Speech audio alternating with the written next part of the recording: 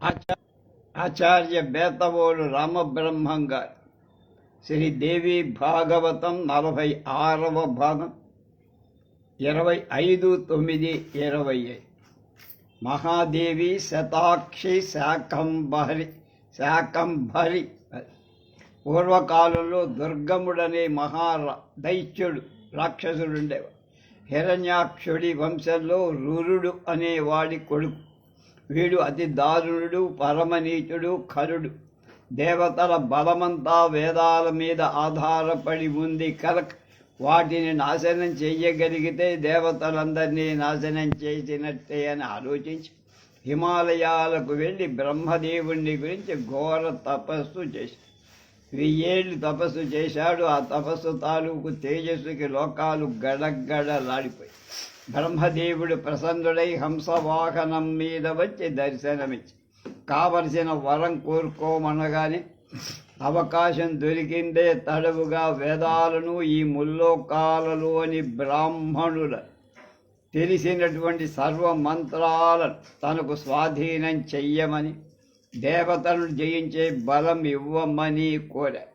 తథాస్తు అని చతుర్ముఖుడు వెళ్ళిపోయాడు. ఆ క్షణం నుంచి వేదాలు విప్రులకు దూరమయ్యాయి. ఎవరికి ఏమాత్రం స్మరించటం లేదు. సంధ్యావందనాలు, నిత్య హోమాలు, యజ్ఞ జపాలు అన్నీ ఆగిపోయి ఏమిటిది, ఎందుకు ఇలా జరిగిందని వేద పండితులు పరస్పరం ప్రశ్నించుకోవడమే మిగిలి. హాహాకారాలు తప్ప స్వాహాకారాలు వినపట్టాల. వేదాలు విస్మృతికి వెళ్ళిపోయాయి. ఇప్పుడు ఏం చెయ్యాలి, ఏది దారి, ఏమీ తెలియని గందరగోళం భూలోకమంతా వ్యాపించిమని. యజ్ఞాలు లేకపోవడంతో హవిర్భాగాలు అందక నిర్జరుడు ముసలివాళ్ళైపోయారు. నీరసపడ్డారు. అదే అదననుకుని దుర్గముడు అమరావతిని ముట్టడించి వాటిది వజ్రదేహం ఇంద్రాది దేవతలంతా వాడి తొత్తులై ఉండిపోయారు. ఎదిరింతలేక పలాయనం ఎత్తగించ కొండలకు కోనలకు పారిపోయి తలదాచుకున్నారు. పరాశక్తి జగన్మాతను అర్చించి హోమాలు జరగకపోవటం వల్ల వర్షాలు లేవు. నేలంతా ఎండి బీటలు అబారింది. మహాసముద్రాల్లాంటి చెరువులు ఎండిపోయాయి. నూతుల్లో తడి అనేది లేదు. నదీ నదాల్లో నీటి చొక్కలేదు. దిగుడు బాబుల్లో అస్సలు తేమ కూడా లేదు. ఈ అనావృష్టి 100 ఏళ్ళు సాగింది. జంతువులు పక్షులే కాదు, మనుష్యులు కూడా వేల సంఖ్యలో చనిపోయాయి. ఇంటింటా శవాలు, ఊరూరా కళేబరాలు, గుట్టలకు గుట్ట. బ్రాహ్మణులు ఏం చెయ్యాలో తోసల. అందరూ కూడబలుకొని హిమాలయానికి వెళ్ళారు. పరమేశ్వరిని ఆరాధించారు, నిత్యము స్తుతించారు. నిరాహారులై జగన్మాత పాదాలనే శరణు వేళ. మహేశాని సామ పామర జనాన్ని దయచూడు. సర్వ అపరాధాలు చేశారు. అయినా నీ బిడ్డలు కన్నతల్లిని నీకు ఇంతటి కోపమైతే ఎలా? సర్వాంతర్యామిని కోపం ఉపసంహరించు. నువ్వు ఎలా నడిపిస్తే అలా నడిచే అమాయకులను ఇలా శిక్షించడం న్యాయమా? నువ్వు తప్ప మాకు దిక్కెవరున్నారు? సర్వసమర్థురాలివి నువ్వు. ఈ సంకటం నుంచి తప్పించు. జీవనం అంటే నీరు, లేకపోతే మాకు జీవితమే లేదు. అలాంటి స్థితి లేదు. అనుగ్రహించు జగదంబా, అనుగ్రహించు అనంతకోటి బ్రహ్మాండ నాయిక. నమో నమః. కూటస్వరూప చిద్రూప వేదాంత విద్యా భువనైషి నమో నమః.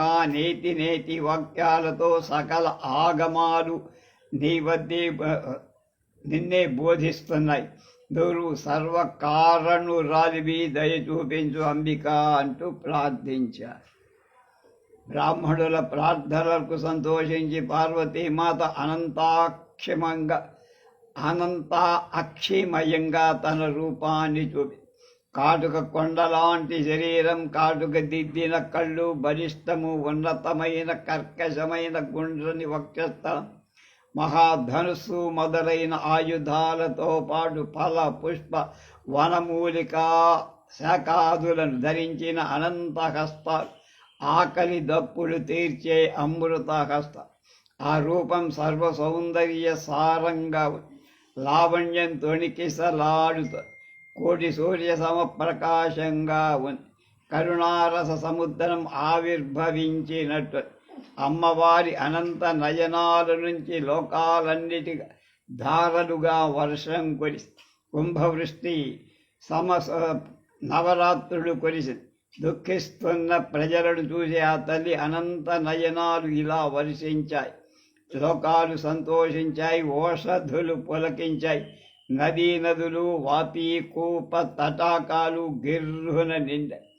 మోచయామాస లోకేషు వారిధార సహస్రస నవరాత్రం మహావృష్టి రభూన్నేత్రోద్భవైర్జలై దుఃఖితాన్ వీక్ష సకలాన్ నేత్రా శ్రూణి విముంచతి తర్పితాస్థేన లోకే తే లోక ఓషధ్యప్సకలా అపి. కొండల్లో కోనల్లో దాక్కున్న దేవతలంతా బయటకు వచ్చారు. విప్రులతో గొంతు కలిపి శ్రీమాతను స్తుతి. నమో వేదాంత వేద్యేతే నమో బ్రహ్మస్వరూపిణి స్వయం మాయాయా సర్వ జగద్విధాత్రై నమో నమః. భక్తకల్పద్రుమే దేవి భక్తార్థం దేహధారిణి నిత్యతృప్తే నిరుపమే భువనేశ్వరి తే నమో. అస్మచ్చాంత్య అర్ధమతులం లోచనానాం సహస్రకం త్వయా యతోధృతం దేవి శతాక్షే త్వం తతో భవ. క్షుధయా పీడితా మాతః స్తోతుం శక్తిర్న చాస్తిన కృపాం కురు మహేశాని వేదానప్యాహ ఆరంభికే అత్యాహర అంబికే. వేదాంత విద్యా బ్రహ్మస్వరూపిణి నీ మాయతో జగమంత సృష్టించావు. భక్తుల పాలిటి కల్పవృక్షానివి. భక్తుల కోసమే ఏదో రూపంలో ధరిస్తూ ఉంటావు. నీది నిత్యతృప్తి, నువ్వు నిరుపమావు. భువనేశ్వరివి, మా కష్టాలు శాంతింపచెయ్యటానికి 1000 కళ్ళతో ఆవిర్భవించావు. కాబట్టి నిన్ను ఈ రోజు నుంచి శతాక్షి అని పిలుస్తాం. తిండి లేక నీరసపడ్డాం తల్లి. నిజానికి ఇప్పుడు నిన్ను తెలిసించే ఓపిక కూడా లేదు. దయచూడు తల్లి. ఆ దుర్గమ్మ రాక్షసుడి నుంచి వేదాలను కూడా అపహరించి తెచ్చి రక్షించు మాత అన్న. జగన్మాత మనసు ఆనంద పరవశమైపోయి చేతులలో ఉన్న కాయలు పళ్ళు అందరికీ పంచి పశుపక్షాదులకు కావలసిన ఆహారం అందించి జనమేజయ. అప్పటి నుంచి ఆమెకు శాకంభరి అనే పేరు వచ్చింది. దుర్గమాసుర నాశిని అందుకనే మనం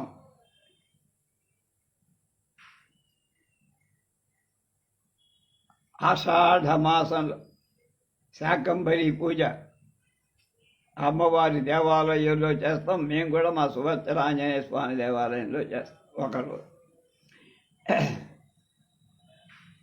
సుర నరాది ప్రాణికోటి ఆహారం అందుకుంటున్న కోలాహలం దుర్గమ రాక్షసుడికి వినిపించింది. ఏమిటో తెలుసుకురమ్మని దూతలను పంపారు. వాడు తిరిగి వచ్చి చూసిందంతా వివరంగా చెప్పారు. దుర్గముడు సాయుధుడై సైన్యంతో బయలుదేరాడు. త్వరితాన్వితుడై వచ్చి శరాలను కుప్పించాడు. దేవ సైన్యం ఎదిరించి పోరాడింది.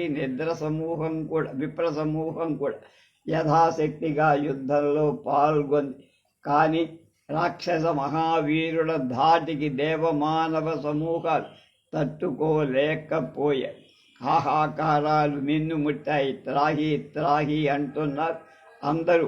జగన్మాత గమనించింది. తేజోమయమైన రక్షణ చక్రం దేవ మానవుల చుట్టూ కల్పించింది. తాను వెలుపల నిలబడింది. రాక్షసులు వేసే బాణాలు, విరిచే ఆయుధాలు వీరి దాకా వచ్చి గోడకు తగిలినట్టు తగిలి రాలి పడిపోదు. అప్పుడు ఇంకా జగన్మాత స్వయంగా యుద్ధానికి దిగి దేవీ దుర్గములను ద్వంద్వ యుద్ధం తీవ్ర స్థాయిలో నడిచింది. దేవికి దుర్గముడికి సూర్యమండలం శరవర్షంతో కప్పుబడిపోయి ఆయుధాలు ఢీకొని మెరుపులు లేస్తాయి, నిప్పు రవ్వలు రాలుతున్నాయి. కఠోర జావల్లి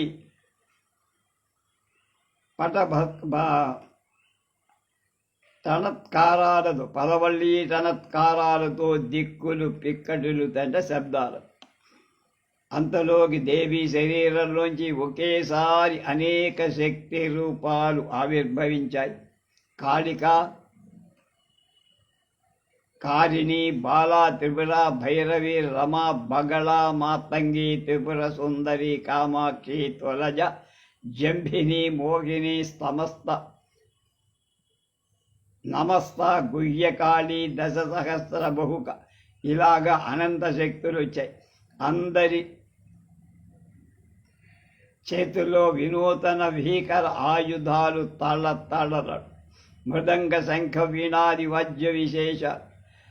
అందరి వదనాల మీద రణరంగంలో మారుమో ఒక్కసారిగా విజృంభించి ఈ అనంత శక్తి స్వరూప రాక్షస సైన్యాన్ని రెప్పపాటులో చంపేసి దుర్గముడు ఒంటరిగా మిగిల. అందరితోడు వాడి వీరోచితంగా పోరాడుతున్నాడు. 10 రోజుల సాగిన యుద్ధం 11వ రోజుకు దుర్గముడు రక్తమాల్యాంబరధరుడి రక్త చందనానులేపనం పూసుకొని మహోత్సవం చేసుకొని వినూతన రథం మీద యుద్ధాంగంగానికి వచ్చి చండ ప్రచండంగా యుద్ధం చేశాడు. అనంత శక్తులను జయించాడు. మహాదేవి రథానికి ఎదురుగా తన రథాన్ని నిలబెట్టాడు. ఇద్దరికి ఘోర యుద్ధం జరిగి 2 గంటల పాటు ఎడతెరిపిలకు బాణవర్షం కురిసి చూస్తున్న వారికి గుండెలు జారిపోయాయి. జగదీశ్వరి ఒక్కసారిగా 15 బాణాలను గుప్పించి దుర్గముడు కేవలం 4 బాణాలతో వాటిని మొక్కలు చేసి తన హస్తలాఘవాన్ని చూపించి మహాదేవి మహోగ్రురాలై 4 బాణాలతో వాడి రథాశ్వాలను 4 చంపేసి ఒక బాణంతో సారథిని, బాణంలో రథకేతనాన్ని నేల కూల్చింది. వెంటనే 5 బాణాలు సంధించి రాక్షసుడి గుండెను చీల్చే. అదంతా కన్ను మూసి కన్ను తెరిచే లోపల జరిగింది. దుర్గముడు నెత్తులు కక్కుకుంటూ రథంలో కోలబడి కింద పడి దొర్లే. ఆడి ప్రాణాలు అనంత వాయువుల్లో కలిసిపోయాయి. దుర్గముడి ప్రాణం అతడి శరీరం నుండి ఒక తేజస్సు బయటకు వచ్చి మహాదేవిలో ప్రవేశి తతో సమస్త రుధిరం అనూరుపూర ఈశితః తస్య తేజస్తు నిర్గత్య దేవీ రూపే నివేశవా. దుర్గముడి మరణంతో 3 లోకాలు శాంతించాయి. దేవతలు ఆనందనాట్యం చేశారు. బ్రహ్మదేవుణ్ణి అగ్రభాగాన పెట్టుకొని హరిహరుడు గద్గద కింద కంఠులై పరమేశ్వరిని స్తుతించారు. నమః శాకంభరీ శివే, నమస్తే శతలోచనే, సర్వోపనిషదుద్ఘస్తే దుర్గమాసురనాశిని. శాకంభరీ శివ, శతలోచన, సకల లోప ప్రపంచిక, దుర్గమాసురనాశిని, మాయేశ్వరి, పంచకోశాంతరస్థిత, నిర్వికల్ప సమాధితో మునీశ్వరుడు నిన్ను ధ్యానిస్తారు. నువ్వు ఓంకారాన్ని, అనంతకోటి బ్రహ్మాండ జనని, దివ్యమంగళ విగ్రహం, త్రిమూర్తులమైన మాతో సహా సకల దేవతలకు నువ్వే జనయిత్రి. అమ్మా, భక్తి ప్రపత్తులతో నమస్కరిస్తా. వర్షాలు లేక ఆహారం దొరక ఆకలితో అలమటిస్తున్న పామరులను చూసి నువ్వు కాక ఇంకెవరమ్మా గుండె కరగించేవారు. నువ్వు దయామయి, శతాని, పరమేశ్వరి, నమో నమః నమో. కక్కుర్యాత్ పామరాన్ దృష్ట్యా రోదనం సకలేశ్వర, సదయాం పరమేశాని శతాక్షీం మాతరం. స్తుతించి జగన్మాత పుష్పరాసులతో పూజించారు.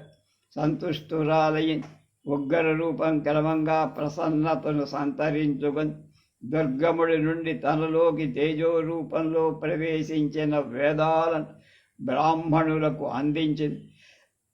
కోకిలాలాపం మధురంగా ఇలా అన్న, దేవ బ్రాహ్మణులారా, ఈ నా రూపం పరమోత్కృష్టమై విశేష శ్రద్ధతో రక్షించండి. ఇది లేకపోతే ఏమవుతుందో చూశారుగా. మీరంతా ఇతోధిక భక్తి శ్రద్ధలతో నన్ను పూజించండి, నిరంతరం సేవించండి. ఇంతకంటే నేను చెప్పే ప్రసంగమేం లేదు. నా మహాత్మ్యాన్ని తెలియజేసే గ్రంథాలో కల్లా ఇది ఉత్తమోత్తం. నిత్యం పఠించండి అంటే దేవి భాగం పారాయణ చెయ్య. ఇది అన్ని పూజల కన్నా హోమాల కన్నా గొప్పది, నన్ను సంతోష పెడుతుంది. ఆ సంతుష్టితో మీ ఆపదలన్నీ తొలగిస్తా. దుర్గమాసురుణ్ణి సంహరించా కనుక దుర్గ నేను. సానుభూతితో సహస్ర నయనాల నుంచి సప్తధారలు కులిపించా కనుక శతాక్షి. ఈ రెండు నామధేయాలలో ఉన్న తత్వాన్ని గ్రహించి జపించేవాడు మాయావరణాన్ని ఛేదించుకొని ముక్తి పొందుతాడు. సారాంశంగా ఒక మాట చెబుతా వినండి. సురాసురులకు అన్ని వేళల సంసేవ్యను నేను మాత్రమే. దుర్గమాసుర సంహత్రీ త్వాత్ దుర్గేతి మమ నామయ గృహణాతి చ శతాక్షేతి మాయాం భిత్వా వ్రజత్యసౌ విముక్తేనాత్ర బహున సారం వక్ష్యామి తత్వతః సంసేవ్యాః సదా దేవాః సర్వైరపి సురాసురై అని ప్రకటించి శతాక్షి అంతర్హితమై అలా దేవీ దేవతలకు మానవులకు కష్టాలు తొలగి సంతోషాలు కలిగిస్తూ ఉంటుంది. జనమేజయ, అతి రహస్యమైన పరాశక్తి మహత్వాన్ని నీకు ఉపదేశించా. కళ్యాణకరమైన ఈ రహస్య తత్వాన్ని జాగ్రత్తగా కాపా. ఈ కథ విన్నా భక్తి తత్పరులై పఠించిన కోరికలు తీరి దేవీ లోకల్లో విరాజిల్లుతా. అధ్యాయం 28లో 82 శ్లోకాల భావం. జనమేజయ, ఇది సూర్యవంశపు రాజుల చరిత్ర. చంద్రవంశంలో కూడా ఇలాగే దేవీ భక్త తత్పరులైన మహారాజులున్నారు. విభూతివంతము, శ్రీమంతము, ఊర్జితము అయిన ప్రతి సత్వము ప్రాణి పరాశక్తి అంశ సంభవమే అని అర్థం చేసుకో. యజ్జద్విభూతిమత్సత్వం శ్రీమదూర్జితమేవ తత్తద్దేవావగచ్చ త్వం పరాశక్త్యంచ సంభవ. వీరే కాదు, పరాశక్తి ఉపాసకులైన తక్కిన రాజులు అందరూ కూడా సంసార తరుమూలానికి కుఠారులే, గొడ్డలు. అంచేత సర్వాత్మనా భువనేశ్వరిని సేవించండి. శాకాహారి మాంసాన్ని వదిలేసినట్టు తక్కిన దేవతలను వదిలేయండి. వేదశాస్త్రాలని క్షీర సముద్రాన్ని మదిస్తే నాకు దొరికిన ఏకైక రత్నం పరాశక్తి పాదపద్మం. దీనితో నేను ధన్యుణ్ణయ్యా. ఓతము పురోతము అన్ని ఆసక్తి. ఆ శక్తిని తెలుసుకోకుండా ఎవ్వడూ ముక్తి పొందలే. తెలుసుకున్న వాళ్ళకి దుఃఖాలన్నీ తొలగిపోయి సిగ్గుతో కానీ, భయంతో కానీ, భక్తితో కానీ, ప్రేమయుక్తితో కానీ సర్వసంగ పరిత్యాగులై మనస్సును నిర్గ్రహించుకొని ప్రయత్నపూర్వకంగా దేవీ ధ్యాన తత్పరులు కావాలి. ఇది వేదాంత డిండిమం అంటే ఢంక. శ్వేతాశ్వతర వేదశాఖ చెబుతున్న మాట. ఇది ఏదో ఒక వంకతో నిద్రలోనూ మెలకువలోనూ నడుస్తున్నప్పుడు, కూర్చున్నప్పుడు అన్ని వేళ పరాంబికను ధ్యానించాలి, కీర్తించాలి. సంసార బంధాల నుంచి విముక్తి దొరుకుదు. అందుకని మహారాజా, నువ్వు కూడా మహేశ్వరుని ఉపాసని. ముందుగా విరాట్ రూపం, తర్వాత సూత్ర రూపం, ఆ పైన అంతర్యామి రూపిణి సోపాన క్రమంలో ఉపాసిస్తే అంతఃశుద్ధి కలుగుతుంది. అది తర్వాత ఏర్పడ్డాక వచ్చిదానంద లక్ష్యార్థ రూపిణి బ్రహ్మస్వరూపిణి ప్రపంచ ఉల్లాసవర్జిత అయిన పరాశక్తిని ఉపాసించి ఆ పరాశక్తిలో చిత్తాన్ని లయం చెయ్యడమే కాక చెయ్యటమే ఆరాధన అంటే. తెలిసిందా? ఇప్పుడు ఇంకా ఏమేం వినాలనుకుంటున్నావు అడుగు, నేను చెప్తా ఓపిగ్గా. వెంటనే జనమేజయుడు అందుకు సత్యవతేయ, గౌరీ, లక్ష్మీ, సరస్వతి అని ముగ్గురు కన్యల జగదంబిక త్రిమూర్తులకు ఇచ్చిందన్నావుగా. హిమవంతుడి కూతురిగా గౌరీదేవి కథ చెప్పారు. చెప్పింది క్షీరసముద్రరాజ తనయగా లక్ష్మీదేవి ప్రసిద్ధ కథ. నిజానికి వీళ్ళిద్దరూ మూలదేవి సముద్భవులే కదా. వీళ్ళకి కన్యాత్వం ఎలా సంభవించింది? ఈ సంశయాన్ని నువ్వే ఛేదించాలి. జనమేజయ, చెబుతున్నా విను. నిజంగా అదొక పరమంబైన రహస్యం. అదైనా చెబుతా. దేవి భక్తుడి దగ్గర దాచాల్సింది ఏం లేదన్నారు పెద్ద, కనుక చెబుతున్నా విను. హరిహరులకు గర్వభంగం. దేవత్రయానికి పరాంబిక ఇచ్చి మొదలు వాళ్ళు సృష్టి కార్యాలు ప్రారంభించి ఒకానొకప్పుడు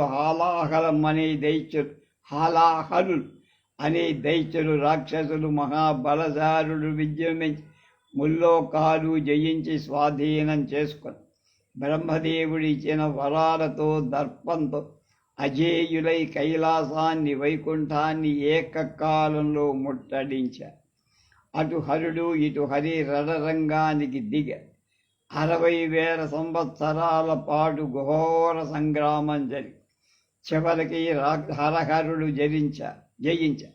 హలాహల రాక్షసులు సంహరింపబడ్డారు. హరుడు కైలాసానికి, హరి వైకుంఠానికి క్షేమంగా లాభంగా వచ్చి తమ భార్యల ముందు అహంకారం ప్రయోగించారు. మేమే రాక్షసులు సంహరించాం. నిజానికి వీరి క్షేమం కోరి ఆ రాక్షసులు కొట్టినట్టు పెట్టింది గౌరీ లక్ష్మీదేవులే అని మర్చిపోయారు గురుడు. అది తెలుసుకోలేక హరిహరులే వెర్రవీగుతుంటే వాళ్ళిద్దరూ అదొక రకంగా పోదురు బడాయి అన్నట్టు నవ్వారు. హరిహరులకు పట్టరానంత కోపం వచ్చి అది మాయామోహితుడయ్యా. మరింతగా కించపరుస్తూ అవమానిస్తూ ఏవో అనకూడని మాటలు కూడా దురుత్తరం ఇచ్చారు. దాంతో అక్కడ గౌరీదేవి, అక్కడ లక్ష్మీదేవి భర్తలను వదిలేసి అంతర్హితులైపోయారు. హరిహరుడు హాహాకారాలు చేసి ఇద్దరు క్షణంలో నిశ్శక్తులు అయిపోయి చైతన్యాన్ని పోగొట్టుగా నిస్తేజస్కౌచ నిశ్శక్తి విక్షిప్తౌచ విచేతనం అవమానాత్తయో శక్యోర్జాతౌ హరిహరౌ తదా నిశ్చేతనులై పడి ఉన్న హరిహరులను చూసి బ్రహ్మదేవుడు ఏమిట్రా ఇప్పుడు చెయ్యటమని ఆలోచనలో పడి ఆ కారణంగా ఈ దేవతా ప్రధానులకు ఇలాంటి దురవస్థ ఎందుకు వచ్చి, ఎలా వచ్చి? ఏ పాపం ఎరగని జగత్తుకి కొంపదీసి ప్రళయం రావలేదు కదా. నిమిత్తమేమిటో తెలియకుండా ప్రతిక్రియ ఎలా చెయ్యడం, ఏం చెయ్యాలి అంత అగోమ్య గోచరంగా అంటూ ఒక్కసారి కళ్ళు మూసుకొని అంతర్దృష్టి సారిస్తే పరాశక్తికి కోపం వచ్చి ఇంత జరిగిందని అర్థమై అమ్మయ్య కారణం తెలిసిందనుకొని స్థిమితపడి హరిహరుడు చెయ్యాల్సిన ప్రతిక్రియ వాళ్ళ పక్షాన తను చెయ్యటానికి సిద్ధమయ్య. మను సనక సనందనాదులైన తన పుత్రులందరినీ పిలిచారు. నాయనలారా, ఒక పని మీద మిమ్మల్ని పిలిచానురా. తపస్సు చేసి పరాశక్తిని ప్రసన్నురాలు చేసుకోవాల్సిన అవసరం ఏర్పడింది. అయితే ప్రస్తుతం నాకంతటి దమ్ము లేదు. జగద్భారాన్ని వహిస్తున్నాను కనుక తీరిక లేకుండా ఉన్న హరిహరిద్దరూ కూడా పరాశక్తి కోపానికి గురయ్య. అంచేత పరమ భక్తితో మీరంతా అద్భుతమైన తపస్సు చేసి ఆ పరాశక్తిని సంతోషపరచండి, ప్రసన్నురాలిని చెయ్యండి. హరిహరులను మళ్ళీ మునపటిలాగా శక్తియుక్తులుగా చెయ్యండి. మీకు అమోఘమైన యశస్సు లభిస్తుంది. ఆ శక్తి స్వరూపిణి ఏ వంశంలో జన్మిస్తారో ఆ వంశం మొత్తం జగత్తునే పావనం చేస్తుంది అబ్బాయిలు అని కృతకృత్య కూడా అవుతుంది అని. పితామహుడి మాటలు విన్నటువంటి మను సనక సనందనాలు తపో దీక్షలు ప్రారంభించారు. ఏకాంత ప్రదేశాల కోసం అడవులకు వెళ్ళారు. అధ్యాయం 29లో 45 శ్లోకాల భావం ఇప్పుడంతా చెప్పాం. వాళ్ళంతా హిమాలయ గిరి శిఖరాలకు చేరారు. తలొక ప్రదేశం చూసుకున్నారు. మాయా బీజ మహామంత్రాన్ని జపిస్తూ తపస్సుకు ప్రారంభించారు. 1,00,000 సంవత్సరాలు సాగాయి వారి మహాతపస్సు. అప్పటికి దేవి ప్రసన్నురాలై ప్రత్యక్షమై దర్శనం అనుగ్రహించి పాశాంకుశ వర అభయహస్తాలతో కరుణారస తరంగితయై చూపులతో సచ్చిదానంద స్వరూపిణిగా కనిపి పాశాంకుశ వర అభయ చతుర్బాహు స్థిరోచన కరుణారస సంపూర్ణ సచ్చిదానంద రూపిణి. మునీశ్వరుడు భక్తి పారవశ్యంతో స్తుతించ విశ్వరూప, అగ్నిరూప, జలరూప, సూత్రాత్మ శరీరిణి నమో నమః. లింగదేహాలన్నీ నీలోనే పురోతంగా అంటే పడుగు పేకలా ఉంటాయి. నువ్వు ప్రజ్ఞాస్వరూపురాలైన అవ్యాకృత మూర్తి, ప్రత్యక్ష స్వరూపం, బ్రహ్మమూర్తి, సర్వరూప, సర్వలక్షణాత్మమూర్తి నమో నమః అంటూ స్తుతి చేశారు. అందరూ సాష్టాంగపడ్డారు. అమ్మవారు సంతుష్ట అంతరంగ అయింది. వీణా వాదంలా పలికి, నేను వరదాయి నాయన, కోరుకోండి మీకేం కావాలో అని. హరిహరులను శక్తియుక్తులుగా చైతన్యవంతులుగా చెయ్యమని అందరూ ఏకకంఠంతో అడిగారు. దక్షుడు ప్రత్యేకంగా ఒకటి కోరా, జగదంబిక, నువ్వు మా ఇంట్లో పుట్ట, నా జన్మ చరితార్థం చెయ్య. జపం, ధ్యానం, పూజాస్థానం, విధి విధానం అన్నీ నీ నోటి నుంచి విని తెలుసుకోవాలనుకుంటున్నాను. దయచేసి అనుగ్రహించని కోరారు. మునీశ్వరులారా, హరిహరుడు నా శక్తులు గౌరీ లక్ష్మిని కించపరిచ అవమానించారు. వాళ్ళకి ఆ శక్తులు ఇచ్చేటప్పుడే చెప్పారు, అవమానిస్తే ఊరుకోను. అయినా అవమానించారు. అందుకని హరిహరులకు ఈ దురవస్థ వచ్చి అటువంటి అపరాధాలు ఇక ముందు ఎప్పుడూ ఎవ్వరు చెయ్యకుండా ఉండాలి.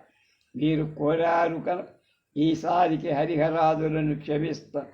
స్వస్థత చేకూరుస్తూ లక్ష్మీ పార్వతులు ఒకరు క్షీరసాగరంలో, ఒకరు దక్షిణి ఇంట్లో ఆవిర్భవించి హరిహరులను ఆదుకుంటారు.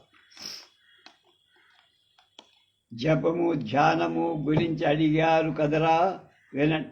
మాయా బీజమే మహామంత్రం, అదే నాకు అత్యంత ప్రియకరం. ధ్యానించవలసింది విరాట్ స్వరూపాన్ని లేదా ఇదిగో మీ ఎదుట ఉన్న రూప, సచ్చిదానంద రూపగానైనా ధ్యానించవచ్చు. ఇంకా స్థానమంటారా, సర్వ జగత్తు నా స్థానమే కదరా.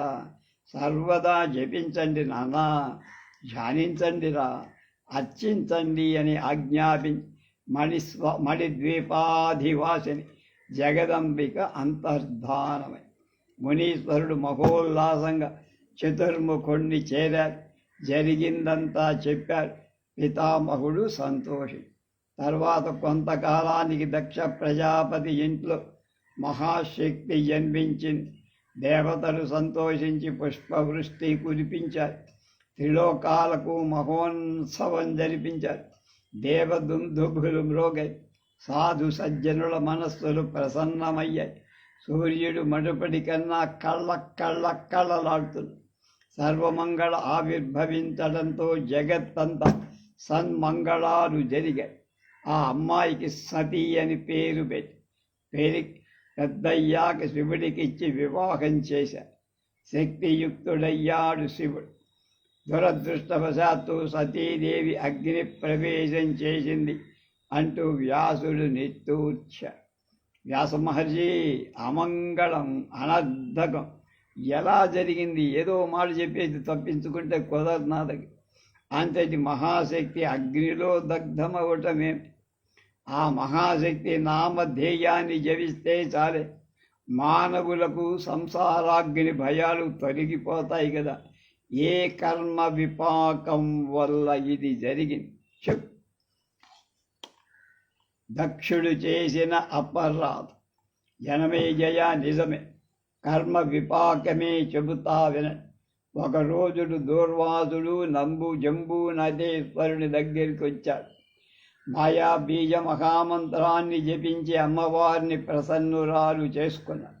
దర్శనం అనుగ్రహించి తన మెడలో ఉన్న పుష్పమాలికను తీసి మహర్షికి ప్రసాదించి జాలువారుతున్న మకరందంతో గుంపులు ముసురుకుంటున్న తొమ్మెదల అపూర్వ గంధ పరిమళాలతో విరాజిల్లుతున్న ఆ దివ్య పుష్పమాలిక దుర్వాసుడు భక్తితో స్వీకరించి కళ్ళకద్దుకొని శిరసా వహించి అమ్మవారి ఆశీస్సు అనుమతి తీసుకొని ఆకాశ మార్గాన తిరిగి దక్షిడి కొంపకొచ్చారు. శక్తి స్వరూపిణి సతీదేవిగా అక్కడ ఉంది కదా, దర్శనం చేసుకొని వెళదాం అని సతీదేవి పాద పద్మాలకు నమస్కరించారు. దుర్వాసుడి తల మీద ఉన్న దివ్య పుష్పమాలికను చూసి ఆశ్చర్యపోతూ దక్షుడు, మహర్షి, ఈ అలౌకిక పుష్పమాలిక ఎక్కడి ఎలా దొరికింది? భూలోకంలో మానవ మాత్రుడు ఎవ్వరు కని విని ఎర్రగని నీకెవరు బహూకరించారు అని అభిలాష కొద్దీ అడిగారు. దుర్వాసుడి కళ్ళల్లో ఆనంద బాష్పాలు తొణికిసలాడు. ఇది ఒక భక్తి పారవశ్య అలౌకికత ఆనంద అనుభూతికి పునశ్చర జీరపోయిన కంఠంతో ఇది అతులిత దేవీ ప్రసాదం అన్నా. నాకు ఇస్తావా అని అభ్యర్థించకుండా ఉండలేకపోయాడు దక్ష.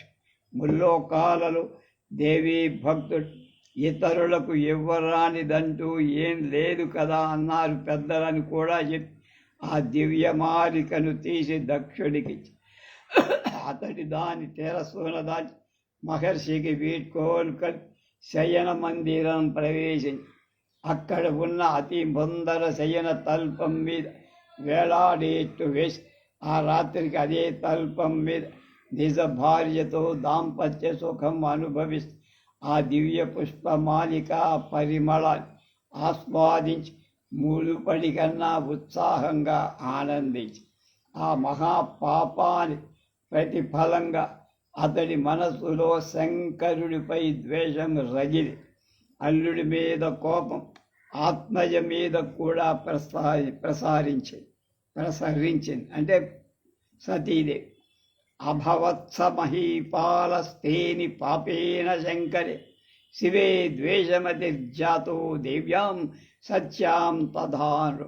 తండ్రి చేసిన అపరాధాన్ని భరించలేక అక్కడి నుంచి సంక్రమించి తన దేహాన్ని యోగాగ్నిలో ఆహుతి ఇచ్చి సతీ ఆ పైన ఆ దివ్య తేజస్సు హిమవంతుని ఇంట ఆవిర్భవించి పార్వతి నామధేయంతో పరిధవిల్ అని చెప్పి ఒక క్షణం ఆగాడు వ్యాసర్షి. వెంటనే జనమే జయుడు అందుకున్నాడు. భగవాన్ వ్యాసర్షి సతీదేవికి అగ్నికి ఆహుతైపోతుంటే శివుడు 3 కళ్ళున్నాయి కదా, చూస్తూ కూర్చున్నాడా? చూస్తూ ఊరుకున్నాడా? తనకు ప్రాణాధికురాలు కదా ఆమె అని ఉత్కంఠతో అడిగితే చెప్తున్నాడు మహర్షి వ్యాస. జనమేజయ, ఆ సమయంలో ఏం జరిగిందో చెప్పటం నా వల్ల కాదు. శివుడి కోపాగ్ని అవధులు దాటి ముల్లోకాలకు ప్రళయం తెచ్చి భద్రకాళి గుణాన్వితుడై వీరభద్రుడు ఆవిర్భవించి త్రిలోకాలు నాశనం చేయటానికి సిద్ధమయ్య. బ్రహ్మాది దేవతలంతా పరుగు వెళ్ళి శివుణ్ణి శరణు వేడారు. కరుణాస సింధువు కనుక శివుడు అందరికీ అభయమిచ్చి దక్షుడి మేకపోతు తలబెట్టి బ్రతికించి స్వయంగా తాను దక్షవాటికకు వచ్చి అగ్నిలో దహించుకుపోతున్న చిత్కళా శరీరాన్ని బయటికి తీసి తన భుజస్కంధాలపై వేసుకొని హా సతీ అని విలపిస్తూ ప్రచండ వేగంతో గిరగిరా తిరిగా భ్రాంత చిత్తుడై అనేక ప్రదేశాలకు పరుగు తీశాడు. బ్రహ్మాది దేవతలు ఏమిటి ఈ ఉన్మాదమని ఆశ్చర్యపోతూ లోపల విలపించి విష్ణుమూర్తి వెంటనే ధనుస్సు ఎక్కుపెట్టాడు. శివుడు ఏ ప్రదేశాలకు వెళ్ళి ఆగితే అక్కడల్లా పడేటు సతీ శరీర భాగాలు తన బాణాలతో ముక్కలు చేసి ఆయా చోట్లలో శివుడు కూడా విభిన్న రూపాలు ధరించి నిలిచాడు. విష్ణుస్తు స్వరయా తత్ ధనురుజ్యమ్యమార్గణై చిచ్ఛేదనాయవాన్ సత్యాః తతస్థానేషు తత్తాత్ స్థానేషు తత్రాసీన్ నానామూర్తి ధరోహర.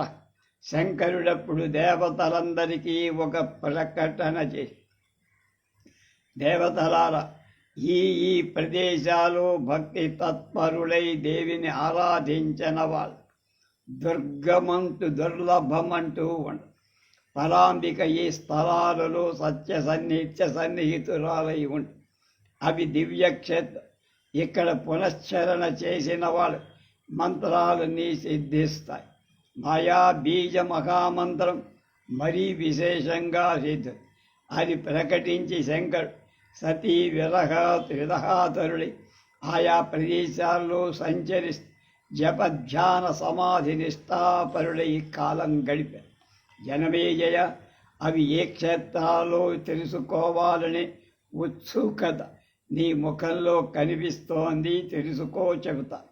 వాటినే దేవీ పీఠాలు లేక శక్తి పీఠాలను వెళ్ళి దర్శించగలిగితే ఉత్తమం. దర్శించలేని వాడు శ్రద్ధగా వింటే చాలు పాప విముక్తులవు. అవి సిద్ధపీఠాలంట. వారణాసిలో విశాలాక్షి, ముఖ నివాసంలో గౌరి, నైమిషారణ్యంలో లింగధారి, ప్రయాగలో లలిత, గంధమాదనం మీద కాముకి, మానస క్షేత్రంలో కుముద, దక్షిణ క్షేత్రంలో విశ్వకామ, ఉత్తర క్షేత్రంలో విశ్వకామ ప్రభూరి, గోమంతంలో గోమతి, మందరంలో కామచాని, చైత్రరథంలో మధోత్కల, హస్తినాపురంలో జయిన్, కన్యాకుబ్జంలో మళ్ళీ గౌరి, మలయాచలం మీద రంభ, ఏకాంబర పీఠంలో కీర్తిమతి, విశ్వక్షేత్రంలో విశ్వేశ్వరి, పుష్కర క్షేత్రంలో పురుహూతిక, కేదారంలో సన్మార్గదాయి, హిమాలయాల్లో మంద, గోకర్ణంలో భద్రకంది, స్థానేశ్వరంలో భవాని, బిల్వక్షేత్రంలో బిల్వపత్రి, శ్రీశైలంలో మాధవి, భద్రేశ్వరంలో భద్ర, వరాహశైలం మీద జయ, కమలాలయంలో కమల, రుద్రకోటిలో రుద్రాణి, కాలంజర క్షేత్రంలో కాళి, శాలగ్రామంలో మహేశ్వరి, శివలింగ క్షేత్రంలో జలప్రియ, మహాలింగంలో కవిల, మాకోట క్షేత్రంలో ముకుటేశ్వరి, మాయాపురిలో కుమారి, సంతాన క్షేత్రంలో లలితాంబిక, గయలో మంగళాదేవి, పురుషోత్తమపురంలో విమలాదేవి, సహస్రాక్షంలో ఉత్పలాక్షి, హిరణ్యాక్షంలో మహోత్పల, విశాఖాక్షేత్రంలో అమోఘశక్తి, పుండ్రవర్ధనంలో పాడల, సుపార్శ్వంలో నారాయణ, త్రికూటంలో రుద్రమండలి, విపుల క్షేత్రంలో విపులాదేవి, మలయాచలం మీద కళ్యాణ్, సహ్యాద్రి మీద ఏకవీర, హరిశ్చంద్ర క్షేత్రంలో చంద్రి, రామతీర్థంలో రమణ, యములలో మృగావతి, కోటతీర్థంలో కోటవి, మాధవవనంలో సుగంధ, గోదావరిలో త్రిసంధ్య, గంగా తీరంలో రతిప్రియ, శివకుండంలో శుభానంద్, దేవికా తటంలో నందినీ దేవి, ద్వారవతిలో రుక్మిణి, బృందావనంలో రాధ, మధురలో దేవకి, పాతాళంలో పరమేశ, చిత్రకూటంలో పీఠ, వింధ్య పర్వతం మీద వింధ్యవాసి, కరవీర దేశంలో మహాలక్ష్మి, వినాయక క్షేత్రంలో ఉమాదేవి, వైద్యనాథంలో ఆరోగ్య, మహాకాళ క్షేత్రంలో మహేశ్వరి, ఉష్ణతీర్థంలో అభయ, వింధ్యపర్వత సానువుల్లో విళంబ, మాండవ్యంలో మహేశ్వరపురంలో స్వాహాది, శగలండ భూమిలో ప్రజండ, అమరకంటకంలో చండి, సోమేశ్వరంలో వరారోహ, ప్రభాస తీర్థంలో పుష్కరావతి, సరస్వతిలో దేవమాత, తటంలో పారావారాది, మహాలయంలో మహాభాగ, పయోష్ణిలో పింగళేశ్వరి, కృత శౌచంలో సింహిక, వార్తికంలో అతిశాంకరి, ఉత్పలావర్తకంలో లోలాది, శోణ సంగమ క్షేత్రంలో సుభద్ర, సిద్ధవనంలో లక్ష్మీమాత, భరతాశ్రమంలో అనంగ, జలంధరంలో విశ్వముఖి జలంధర, కిష్కింధ పర్వతం మీద తారాదేవి, దేవదారు వనంలో పుష్ప, కాశ్మీరంలో మేధాదేవి, హిమాద్రిలో భీమాదేవి, తుష్టి విశ్వేశ్వరి అని కూడా ఈ పర్వతాల్లో, కపాల మోచన క్షేత్రంలో శుద్ధి, కాయావతోహరణంలో మాత, శంఖోద్ధారంలో ధరాదేవి, పిండాకరంలో ధృతి, చంద్రభాగా తీర్థంలో కళాది, అచ్చోదంలో శివధారి, వీణాక్షేత్రంలో అమృతాది, బదరీ క్షేత్రంలో ఉత్తర కురుక్షేత్రంలో ఔషధి, కుశద్వీపంలో కుశోదక, హేమకూటంలో మన్మథ, కుముద క్షేత్రంలో సత్యవాది, అశ్వత్థంలో వందని, వైశ్రవణంలో నిధి, వేదవదనంలో గాయత్రి, శివ సన్నిధిలో పార్వ, దేవలోకంలో ఇంద్ర, బ్రహ్మవదనంలో సుధారు, సూర్యబింబంలో ప్రభ, మాతలలో వైష్ణవీమాత, సతులలో అరుంధతి, స్త్రీలలో తిలోత్, చిత్తంలో బ్రహ్మగ, శరీరధారులందరిలో శక్తి రూపి. ఇవి 108 శక్తిపీఠ. సతీదేవి అంగభూతాలు వీటన్నిట పరమేశ్వరుడు పరాశక్తితో కలిసి సన్నిధి చేసి ఉంటాడు. వీటిని విన్నా భక్తులకు పాపాలన్నీ తొలగిపోయి ముక్తిలకు. తీర్థయాత్రగా బయలుదేరి వీటిని సందర్శించి ఆయా క్షేత్రాలు పితృదేవతలకు తర్పణ శ్రాద్ధ విధులు నిర్వహించడం ఉత్తమోత్తమం. దేవి పూజలు చేసి అమ్మవారికి క్షమాపణలు ఎప్పటికప్పుడు చెప్పుకుంటే సద్గతులు కలుగుతాయి. సువాసిని పూజలు, కుమారీ పూజలు, వటు పూజలు నిర్వహించి పుష్ప సంతర్పణ చేసి, అన్న సంతర్పణ చేసి విశేష ఫలితాలు వస్తాయి. ఈ క్షేత్రాలలో నివసిస్తున్న సర్వ ప్రాణి కోటి ఉత్తమ అధమ భేదాలు లేక అందరూ దేవీ స్వరూపాలే, అన్నీ పూజనీయ. ఇక్కడ చేస్తే మంత్ర పునశ్చర్ అమోఘంగా ఫలితమిస్తుంది. దేవీ పూజలలో నిత్య సాధ్యం విత్త సాధ్యం అంటే ధన లోభిత్వం పనికి లోభించకూడదు. యథాశక్తి వైభవంగా అన్నీ జరపాలి.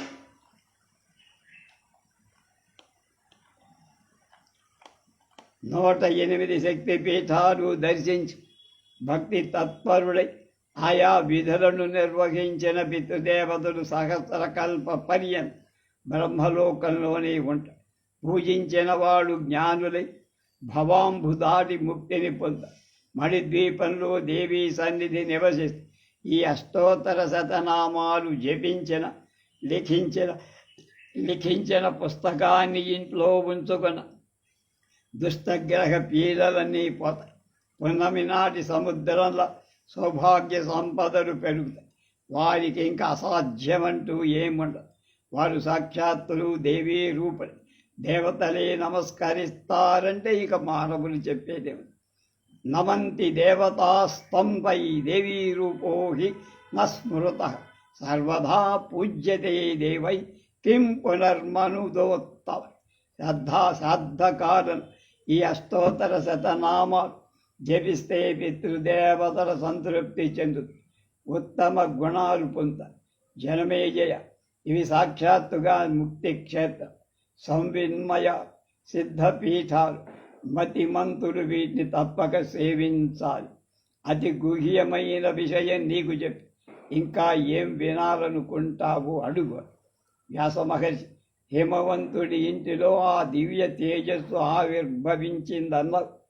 అది కొంచెం విస్తరంగా చెప్పు. శక్తి కథామృతాన్ని గ్రోలడంలో ఎవరైనా ఎంతకైనా తృప్తి చెందుతారా?